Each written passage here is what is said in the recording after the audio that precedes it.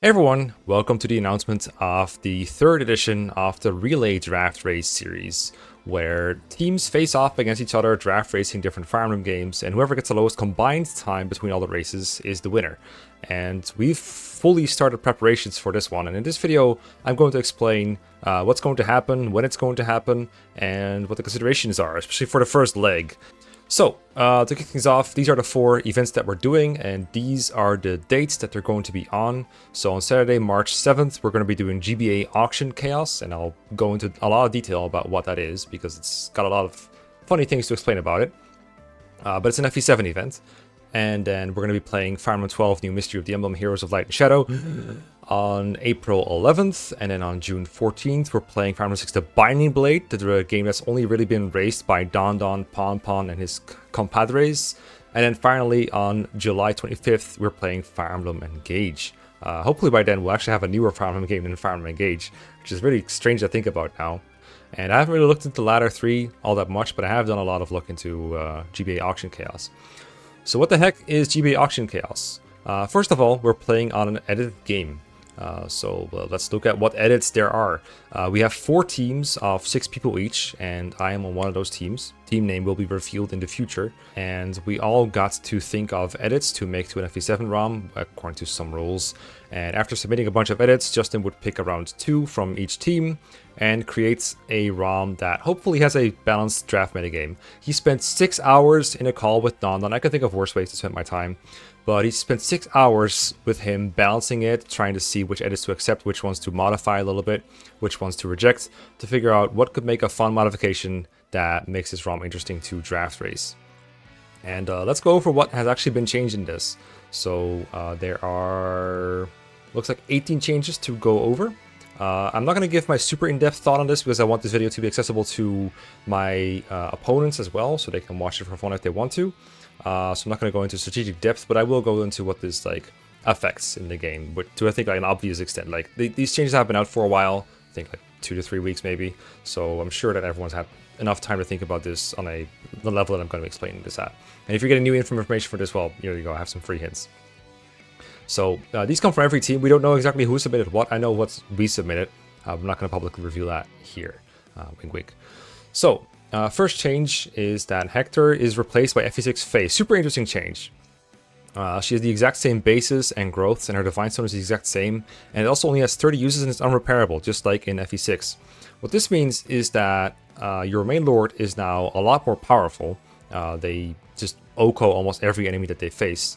By the way, I did a stream of this already. I already streamed this to a live audience a while ago. It's the VOD that's called FE7, but a lot has changed. I'll try to link in the description if I remember. So you can see all those changes live here, but as you can see, Lil Fa is right here in Hector's slot. Fa's really powerful. She one-shots just about every generic enemy and 2-shots almost every boss with good hit rates. She's got good base bulk, really low base HP, but really high attack, really high defense, really high resistance. Pretty much different from Hector in every way possible. Also much easier to rescue. Hector is really hard to pick up with someone else, especially after promotion. In a vanilla game, carries like Florina and Heath are considered super good. Partially because they can pick up Hector after he promotes. And Fiora and, yeah, pretty much just Fiora and I guess Vida are considered much worse because they cannot. And now, pretty much anyone can pick up Fa. She only has 1 constitution. So that's a very different game. But also, you can not use Hector a whole lot. I think one of the main drawbacks to FE7 draft racing is that it feels like a lot is being done by Hector. And now you can only use Hector 30 times, and then he's pretty much done for the rest of the game. And if you break your Dragonstone, you also lose a lot of defensive bonuses and your lord becomes super fragile. So budgeting your Divine Stone uses becomes extremely crucial. But at the same time, your lord is really powerful. Like, Fa's a lot stronger than Hector in a lot of ways. So this is a super interesting change that I really like a lot. Then we have all route maps have a green horse. A green horse is present on each map and has a healing item. And you can see the stats right here. The most notable thing is that they have 60 HP and then a little bit of most things. No defense, no res. Only 1 constitution. So again, anyone can pick them up except for Fa. 8 move, no weapon ranks, and then they're all on all the route maps in FE7. So this is just a horse that sits somewhere and starts moving aggressively towards enemies, gets hurt, starts healing themselves. Just a waste of time. So to make it not waste your time, you gotta pick up the horse. You gotta. It's very funny. It's very funny. Very annoying too. Next one, pretty obvious and self-explanatory. A change to a weapon called the bow. Every bow that can normally fire at 2 range can now also attack at 1 range. So basically a lot of bows gain 1 to range. Iron bow, steel bow, silver bow. The long bow can normally fire at 2 range and 3 range, but can also fire at 1 range. So it has 1 to 3 range now. Ballistas can fire at 3 to 10 range, so they do not count here. Ballistas don't have 1 to 10 range now, or 1 and 3 10 range. So yeah, bows become like super javelins almost. So this is an obvious improvement to units like Rebecca, Will, Wrath, Louise. Warriors can use bows if they want to and become a lot more strong. So changes a weapon type that normally isn't very relevant in draft racing to become super relevant, and now competes with like lances and axes for being really good. So if you have a carrier that can use the bows, you know, might as well give them a once over because they're going to be really good at routing maps from now on. Another weapon change, staves with ranged same team effects. So it's a bit convoluted of an explanation, and the changes is pretty vague too. So let's just go over the exact changes. So basically it means that the good staves are made more available and easier to use. So rescue staff comes earlier. It's in both chapter 13 villages, and you can buy it in every armory. They cost 6k each, and they have 10 uses as well, as listed here. So if you find a use for a rescue staff early on, it's pretty much playing like Fire Emblem Awakening now. If you want to use a rescue staff on someone, you find a good use for it, you can do that now. It's also E rank. It's no longer locked to, I think it's B or C in vanilla FE7. It's now just E rank. It literally just is playing like New Mystery or Awakening. Physic is earlier. You can get one from chapter 17 on Lucius. Lucius is normally not recruited in draft races. You gotta get Raven, and then Raven has to go and get Lucius. Usually that's not worth your time. Now it might be. Physic is also C rank, and Physic is also 10 uses. If you need distant healing, you can now get that. I don't know if that's good, but it's there. Warp is available earlier. You can get it in Jeremy chapter 27, which is not that long before you get Warp in vanilla, but it is before Battle Before Dawn, which is probably the most significant change. And also in Cog of Destiny, if you want to warp there, you can do that now. I don't know if it's good, but you can do it. Fortify is available earlier. Into chapter 28, Monk drops it, which is the monk that attacks Nino, by the way. That one drops to Fortify now. It also has 10 uses, and you can use it at B rank. So every staff is made more possible to use. So if you find a use for a specific staff in a draft race you normally couldn't use, now we can do that. Really interesting from a planning perspective, this one. Another character, Radiant Dawn Fiona, is replacing Raven in the joining chapter where, well, Raven is walking around and trying to attack you. Fiona is modeled after her Radiant Dawn self, and that's pretty much what she has in Radiant Dawn. The javelin was removed because she was killing all the prisoners on turn 1 before you could do anything about it, so the starting inventory is not entirely accurate, but everything else as far as I know. You can read the exact changes here, but basically it just kind of turns Fiona into a Cavalier that's got like stats around like somewhere between Kent and Lowen level, I would say. Biggest difference is that the other Cavaliers, they have swords and lances, and Fiona only has lances before promotion, and then Cavaliers upon promotion gain axes, but Fiona as a lance cav promotes into basically what's called a Silver Knight, and has bows, and as we saw earlier, bows got buffed to have 1 to 2 range, so maybe that's good now. Maybe this is a really good unit that is worth recruiting instead of just killing them with Hector or Fa or whoever you were using. So yeah, got a good carry. She's also level 9, just like in Radiant Dawn, so she's 1 level away from promotion in this game, unlike in Radiant Dawn, where it would actually take like 12 levels for her to get promoted, so big difference there. Probably the most viable Fiona has ever been in any Fire Emblem game, unless like I'm missing some kind of reverse recruitment hack or something. This is a change that takes up the least space vertically, but it probably has one of the biggest impacts in the game. It changes the movement cost for floor tiles to 255 for all flying classes. What that means is that you've got any flyer and they're going in an indoor map like a castle map, they can't move. You can deploy them and they can sit there on a tile and they can't do a whole lot. They just sit there, and if an enemy is like right near them, they can probably attack, and that's about it. They also can't move onto the floor from outside. It's kind of like what happens if you're trying to move Finn indoors from an outside map in FE5 in Thracia, where you're forced to dismount instead. But they can't dismount, they just have to sit outside forever and just wait. And it's definitely tripped me up a couple times when I've played this. Like, oh, right, I can't move Heath indoors. Heath just doesn't fly indoors at all in this, actually. He's trying to come at you, but then he can't, so he flies around like the whole map just to get to you, because he can't get on the floor. This, along with the one-to-range bows, which also affect enemies, make flyers a lot worse. And that's interesting because flyers are normally really good in FE7 vanilla. Again, Florina and Heath considered really, really good normally. Fiora considered pretty good. Varna and Vita not that good, but there's like weird places where they can be useful, I guess. But pretty bad now. They can't really do a whole lot of combat in indoor maps at all. So they're still useful for outside rescue jobs, possibly.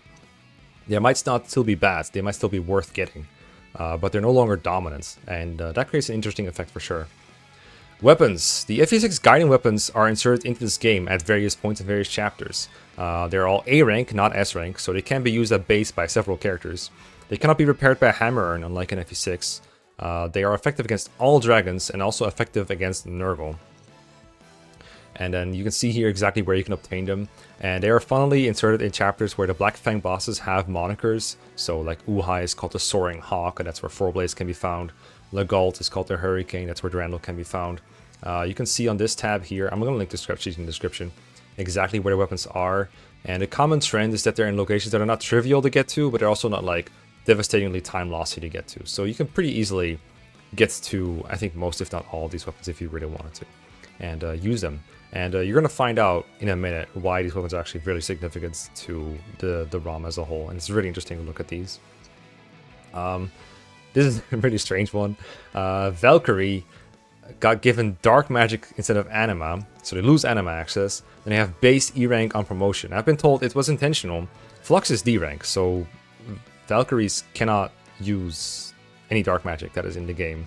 Except for, I think, Ereshkigal, which as far as I know cannot be obtained anywhere. I've been told this was an intentional change. I didn't submit this one, I can spoil that right now. I don't know what this is exactly supposed to do, but it does like stop Priscilla's ability, like it stops you from using Priscilla as a combat unit, basically. Strangely enough, it also doesn't affect enemy Valkyries. They still have anima because they have personal anima ranks. Again, apparently that was intentional. But yeah, screw Priscilla, I guess. She's already improved by the ability of all the changes here, so I don't hate it too much. I'm just very, very confused by it. But you know, the other teams are probably bigger brained than me. Recruitments are altered. This is another really vague one, but basically they just wanted to, whoever submitted this wanted to make a bunch of changes to green units, or the units that join as green units. So you got Fiora over here. She joins in chapter 23 in Hawkeye's normal place, is recruited by Hector, so she's in the desert.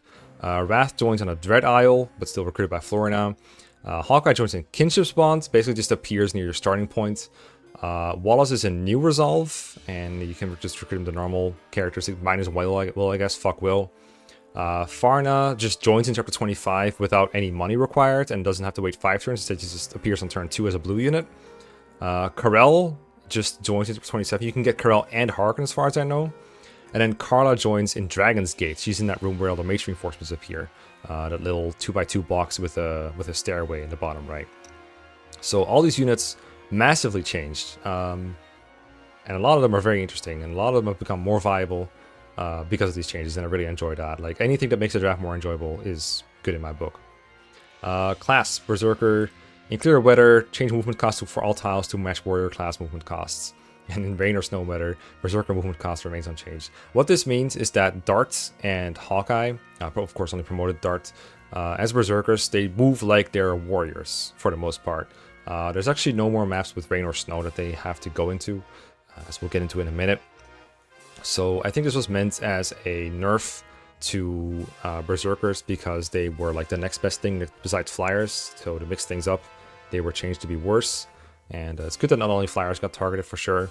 So what this means is Hawkeye and Dart cannot walk across Victory or Death, and they also cannot walk across Crazed Beasts. 2 chapters where they would save the most time. So really interesting to see how this will shake out. Luna got changed, and it's only usable by shamans and druids, and also it got its crit removed.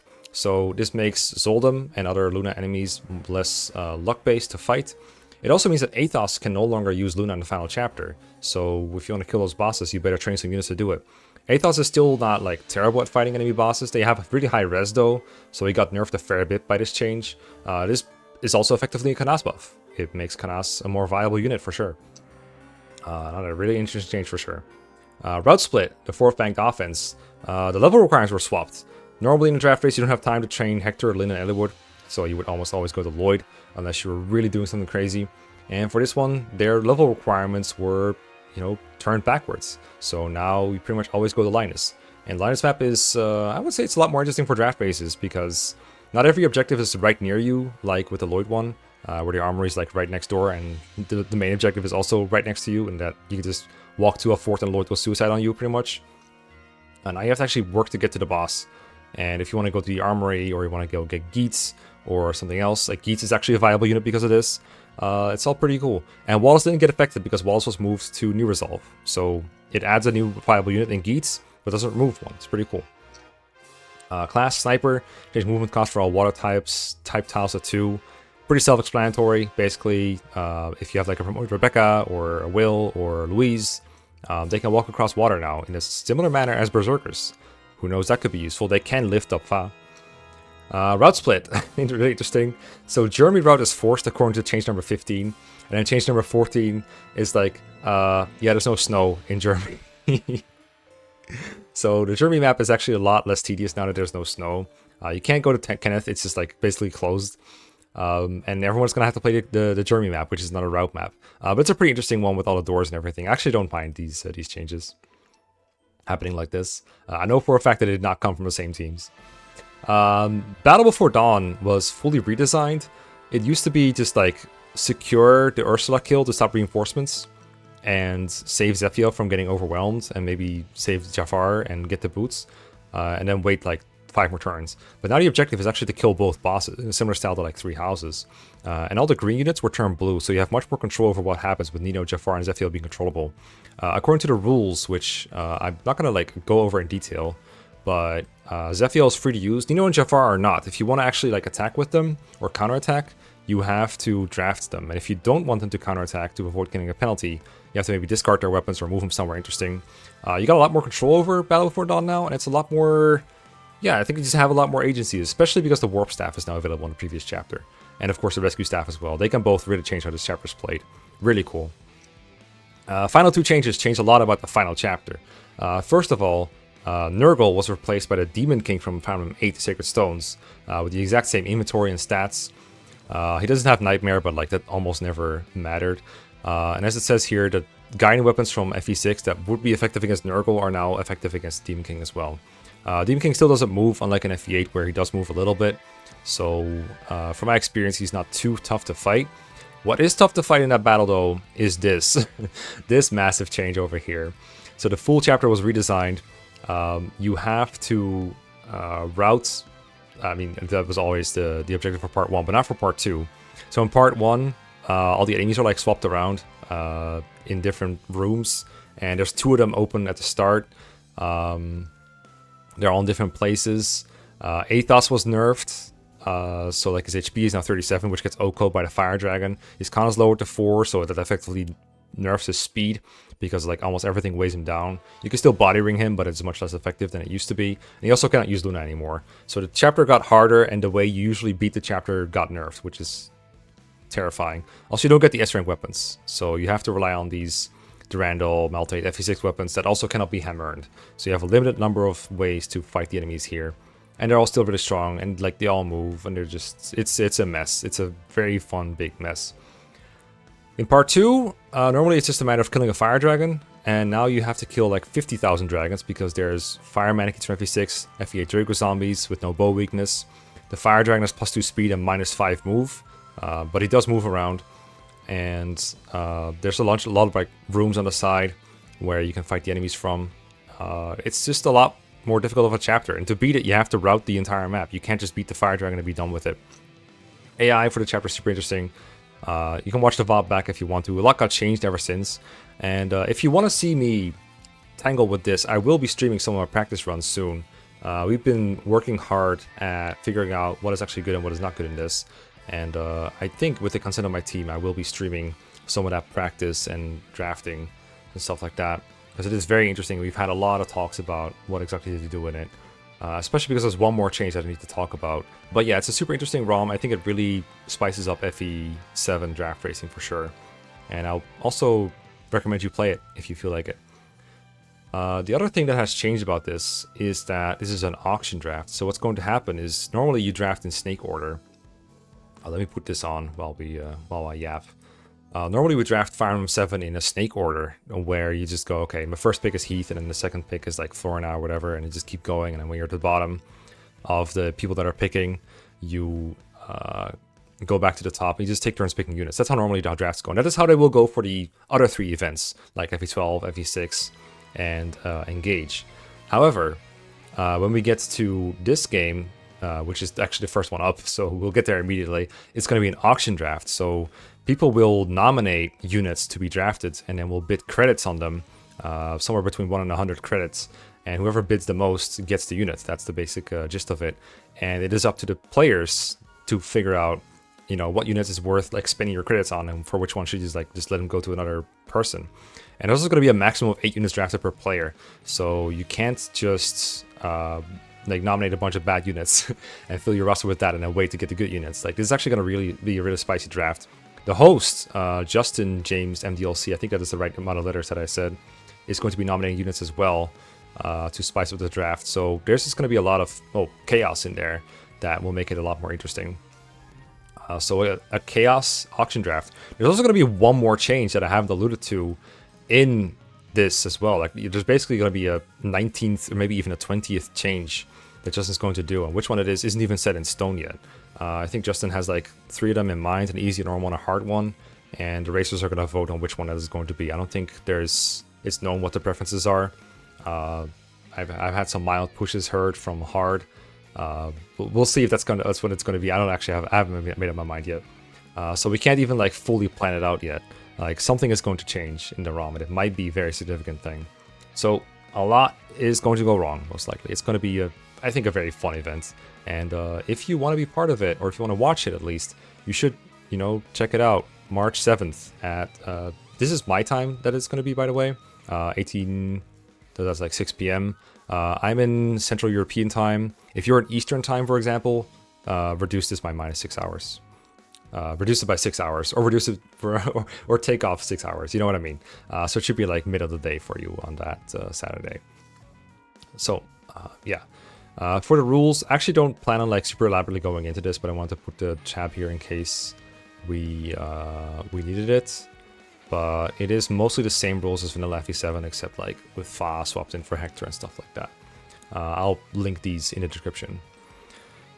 And after that, we also have to figure out how to play FE12 with a whole new rule set, how to play FE6, where we have Don's notes to go off of, but can we execute properly? Can we maybe improve upon Don's strategies? Who knows?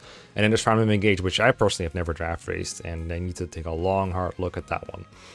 But that is like half a year away. This event is going to last a long time, and I need to spend a lot of time planning for these. So I hope to involve my channel in a lot of the planning process here, but actually I can't do everything there. But that is what I am going to be busy with and have been busy with. If I'm going to stream something, I hope it is going to be either a run or an auction draft or something that's actually interesting to watch, because I think just planning can get a bit boring to watch if we just were to do that. So I've been doing that off screen. But I hope to share my findings with you all. I am going to be I'm going to be making sure to ask the other teams not to watch anything that is a secret, because obviously it would give them a huge advantage if they did. So surely we'll be good sports and not watch it. Anyway, that is all I've got to say. So put these dates in your calendar if you haven't already, and I'll hopefully see you there.